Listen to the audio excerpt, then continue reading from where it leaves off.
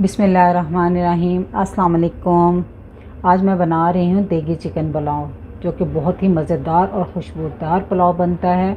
आप एक दफ़ा इस रेसिपी को ट्राई करेंगे तो बार बार ट्राई करेंगे। तो रेसिपी शुरू करने से पहले चैनल पर नए हैं तो काइंडली सब्सक्राइब करें, साथ में बेल के बटन को ज़रूर दबाएं ताकि मेरी हर नई वीडियो सबसे पहले वो देख सकें। तो जी शुरू करते हैं। तो सबसे पहले कुकिंग पॉट में हम डाल देंगे 250 ग्राम ऑयल।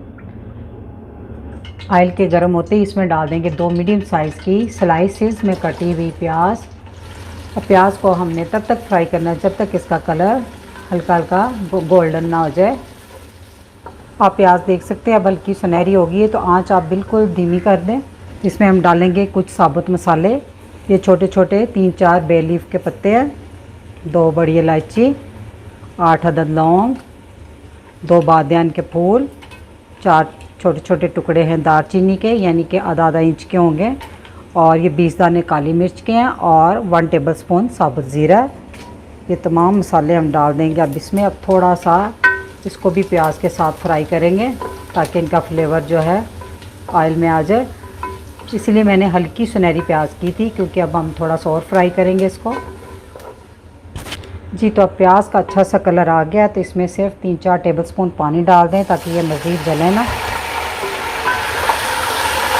तो इसमें मैं डाल दूंगी 1 किलो चिकन, जिसको अच्छे से धो लिया हुआ है, और साथ ही इसमें डाल देंगे 2 टेबलस्पून चॉप किया हुआ लहसुन अदरक। फुल बर्बर के लिए आप पेस्ट भी डाल सकते हैं, लेकिन आप फ्रेश बनाएंगे तो इसमें बहुत अच्छा टेस्ट आएगा।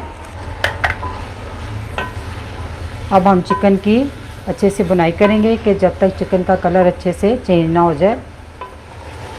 चिकन की बड़ी अच्छे से बुनाई कर ली है, आप देख सकते हैं इसका कलर वाइट हो गया, और इसने पानी छोड़ा था वो भी इसके अंदर खुश्क हो गया। ठीक है, तो अब हम इसमें डाल देंगे ये स्लाइसिस में कटे हुए टमाटर। ये तकरीबन मीडियम साइज़ के थे, 6 अदद लिए हैं मैंने। साथ ही इसमें डाल देंगे 2 टेबलस्पून चॉप की हुई हरी मिर्चें। ये तकरीबन 12 अदद हरी मिर्चें ली थी मैंने, छोटी वाली थी, तीखी वाली, क्योंकि मैं इसको थोड़ा सा स्पाइसी सा बना रही हूँ, तो इसलिए अगर आप कम मिर्चें खाते हैं तो आप कम डाल लें। अब साथ ही इसमें मैं डाल दूंगी 2 खाने के चम्मच नमक और 1 खाने का चम्मच कुटी हुई लाल मिर्च। नमक मिर्च का इस्तेमाल आप अपने टेस्ट के अकॉर्डिंग कर सकते हैं, कम या ज़्यादा। अब हम इसकी थोड़ी सी बुनाई कर लेंगे।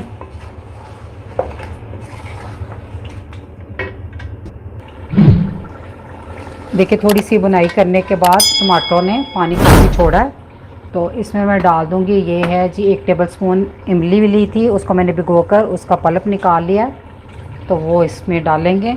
और अब इसे थोड़ा सा ढक कर पका लेंगे 6-7 मिनट तक। उतनी देर टमाटर का पानी भी खुश्क हो जाएगा, और टमाटर के पानी में ही मैं इसको थोड़ा सा पकाऊंगी।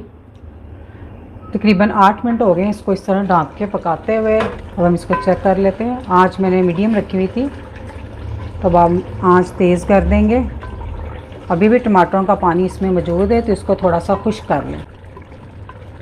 टमाटर का पानी खुश्क करने के बाद इसमें मैं डाल दूंगी 9 कप पानी।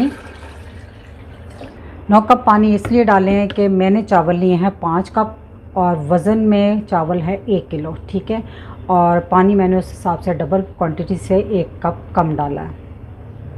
अब इसमें बॉयल आने दें।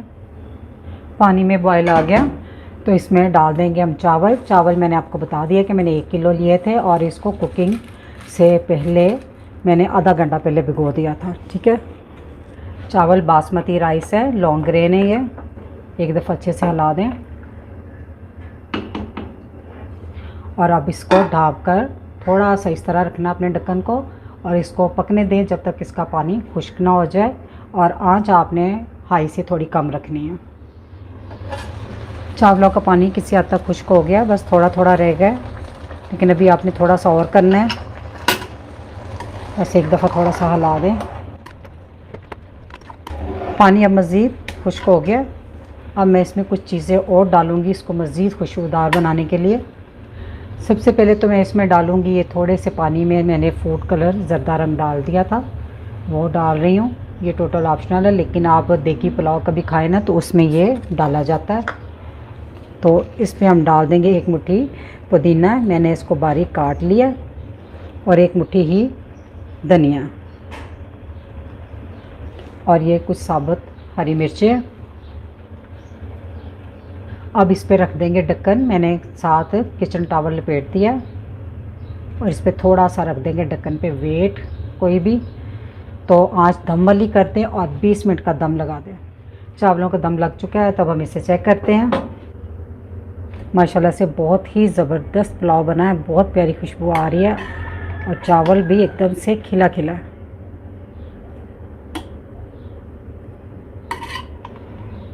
तो आप इस रेसिपी को ज़रूर ट्राई कीजिएगा। आप एक दफ़ा इस रेसिपी को ट्राई करेंगे तो घर वाले आपके बिल्कुल नहीं पहचान पाएंगे कि आप देख का चावल खा रहे हैं कि आपने घर में बनाया है। तो रेसिपी अच्छी लगी तो मेरी वीडियो को लाइक, फैमिली मेम्बर, फ्रेंड के साथ शेयर कीजिएगा। दुआ में याद रखिएगा। अल्लाह हाफ़िज़।